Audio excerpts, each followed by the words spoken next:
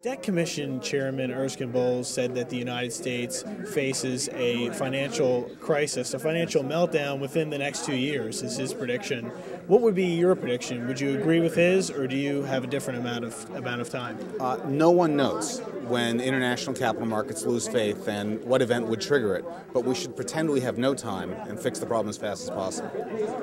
What do you think is the greatest issue in terms of the debt, the greatest thing that threatens a recovery? Certainly, the scale of the debt that we've run up is already past the safety line. 90% of gross debt relative to GDP is usually where economic growth slows down, financial crises become more probable. So we're there, and going forward, we know that the ultimate solution has to be reforming entitlement programs so we both preserve them for the next generation and don't bleed red ink in the process. Do you support the Paul Ryan plan on Medicare to offer vouchers to individuals to purchase private insurance, health insurance? I think the House-passed budget is a very sensible approach. It's not perfect, but it does in fact do the two things we need.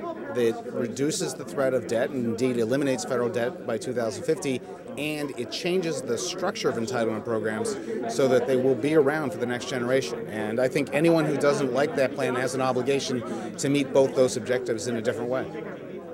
And how about you personally? Are there any policy decisions you think should be made that haven't been made yet on entitlements? Any proposals that you haven't seen? I think what's missing from this debate is fixing Social Security, which is in many ways the easiest.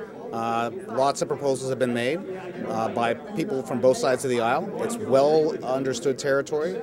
It's begging for a fix, and it doesn't have any impact on the economy immediately. So this is all about fixing our future, and they ought to do it quickly.